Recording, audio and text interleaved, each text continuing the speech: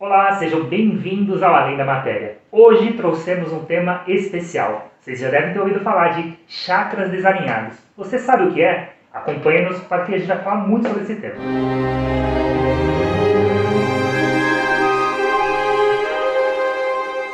Olá!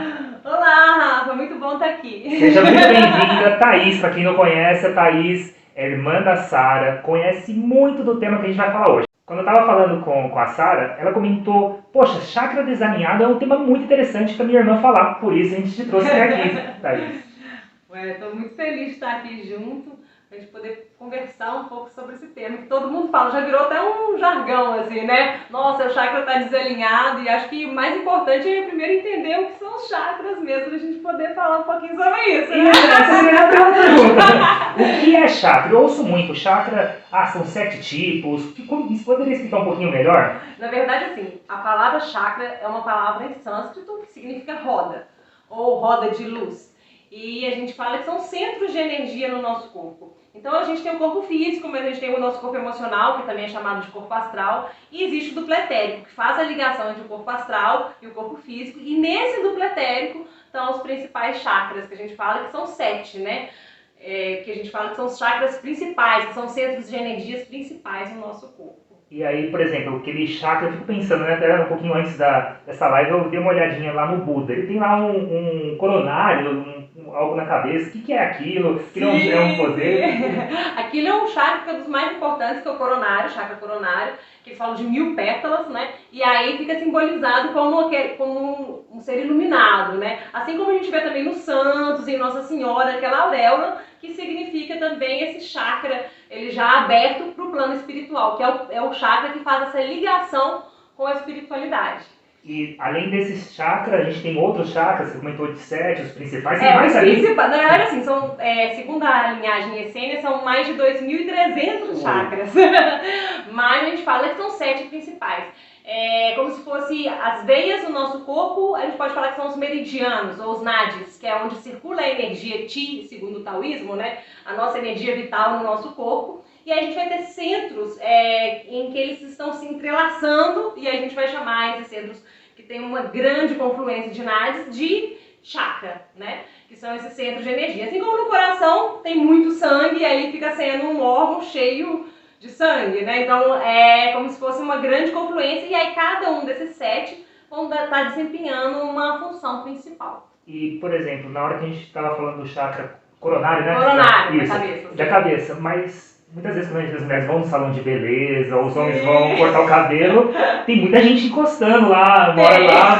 Pode explicar um pouquinho melhor sobre isso? É meio polêmico isso, Rafael, porque a gente não deve deixar pegar muito na nossa cabeça, no sentido assim, é um lugar muito sensível e é o chakra que está mais aberto, é o chakra mais espiritual, que te liga ao divino, que te liga a Deus, à espiritualidade. E às vezes assim, eu tenho esse cuidado na hora de ir no salão, não sei se eu devia estar falando isso, mas de pensar, se a pessoa será que ela está falando, sabe, assunto de morte, ou muita fofoca, ou uma coisa muito pesada na hora que está mexendo no meu chakra, na minha cabeça. Então eu tento procurar salões que eu me sinta mais à vontade, às vezes, ou que a energia da pessoa está mais legal, que seja uma pessoa mais positiva, por conta da minha cabeça. Mas assim, isso é um cuidado a mais que a gente pode ter, né? Assim, pra quem tá mexendo na minha cabeça, quem tá mexendo... Porque você tá encostando ali, mas tem a energia, né? Tem a energia da pessoa, tem a sua energia. Então, acho que é um cuidado que a gente pode pensar, né? Qual o assunto que eu vou estar falando na hora que tá mexendo na minha cabeça, né? E não só isso, às vezes criança pequena, né? O povo vai lá e enfia a mão na cabeça do menino.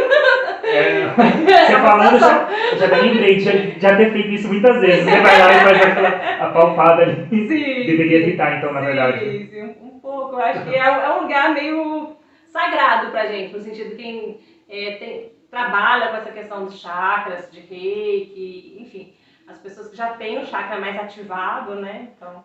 Essa expressão, né, que a gente começou, chakra desalinhado. O que é isso daqui? O que é o desalinhamento do chakra? Como funciona? Pois é, tem várias formas, né? A gente fala desalinhado quando ele não está equilibrado. Ele pode estar verdadeiramente desalinhado no sentido de estar deslocado, mas pode ser que ele esteja girando de uma forma muito lenta também, que seria uma hipoatividade, ou pode ser uma hiperatividade do chakra, ele está girando muito rápido, ele está girando no sentido o contrário que ele deveria, ele está com uma coloração que ele não deveria estar.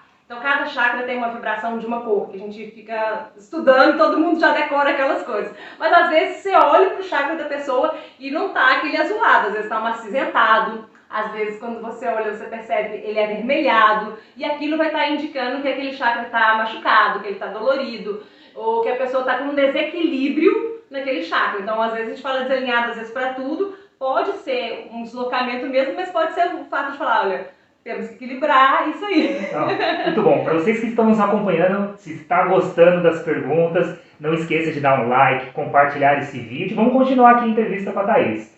Thaís, e o que eu posso fazer para melhorar? Se eu percebo que o meu chakra está desalinhado, ou algum lugar que eu frequentei que falou, olha, precisa dar uma melhoradinha ali, quais são as recomendações que a gente deve fazer? Primeiro a gente pode identificar qual chakra que está com problema, né? Então, às vezes pode ser o chakra da garganta. Às vezes você sente assim, nossa, parece que eu engoli um sapo, por exemplo, né? Tipo, tô com aquele nó na garganta. Então, às vezes aquele chakra, o chakra laríngeo, no caso, pode estar porque você conteve, às vezes você não falou da forma que deveria ter falado, expressou de um jeito meio avacalhado ali, ou às vezes guardou, reteve. Então, às vezes aquilo impacta não só no corpo físico, que a gente sente, mas também no chakra. E aí tem um jeito de você harmonizar os chakras, que às vezes rezando, às vezes através de radiestesia, através de passes, através de reiki. Mas eu acho que de uma mudança mais definitiva, eu acho que é uma mudança de comportamento, porque também não adianta você tratar o sintoma se você não tratar o raiz do problema. Então, eu acho que tudo é muito importante esse autoconhecimento para a gente se perceber e ver como a gente está machucando e quando a gente está machucando esses chakras para isso não continuar acontecendo, né? Existe eu literalmente dentro de casa conseguir alinhar esse chakra, como você estava falando com reza, ou é importante frequentar um lugar espiritual? Como que você vê muito isso? Eu acho que dependendo do desequilíbrio que tem, muito difícil a pessoa conseguir sozinha. Se é só um pequeno deslocamento, ou se foi uma coisa muito momentânea e você faz uma oração, pode talvez equilibrar um pouco. Mas quando a gente está falando assim de mudar a cor, você está vendo acinzentado na pessoa, você está vendo o chakra realmente desalinhado, aí teria que fazer algo mais incisivo. Talvez realmente pedir uma ajuda, e aí pode ter várias egrégoras e várias formas de você tentar equilibrar aquele chakras, às vezes com banhos, como radiestesia, igual eu falei, tem várias formas de você estar equilibrando ele. O jeito mais definitivo é isso, tipo assim, se eu aprender a me expressar melhor, eu vou cuidar mais do meu laríngeo, então eu vou ter uma expressão no mundo, uma postura no mundo que vai proporcionar um chakra mais saudável. Né? Os pensamentos, a gente pode falar do frontal, que é o terceiro olho, a linha da intuição, como estão os meus pensamentos, né, em relação ao outro, né? Tem o chakra básico, que tem a ver com a sobrevivência, né? Aí como é que eu tô no mundo, aí tem a gente pode falar do plexo solar, como é que estão minhas relações, né? Muita gente fala do cardíaco, mas o cardíaco já é aquele sentimento mais profundo, né?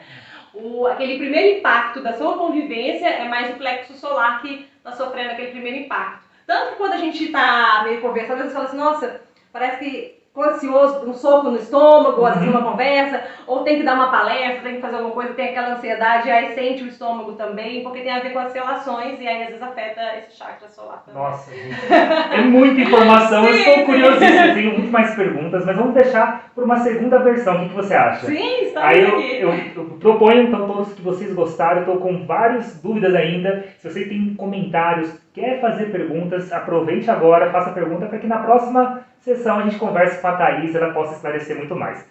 Como a gente falou no meio desse vídeo, se vocês gostaram dele, compartilhe para que essa mensagem do amor, além da matéria, chegue para muito mais gente. A gente agradeço Thaís pela participação. Eu que agradeço muito, que a gente possa conversar então depois um pouco mais sobre esse assunto. Muito obrigado e que nós tenhamos na nossa mente como alinhar quando o chakra estiver desalinhado. Um forte abraço.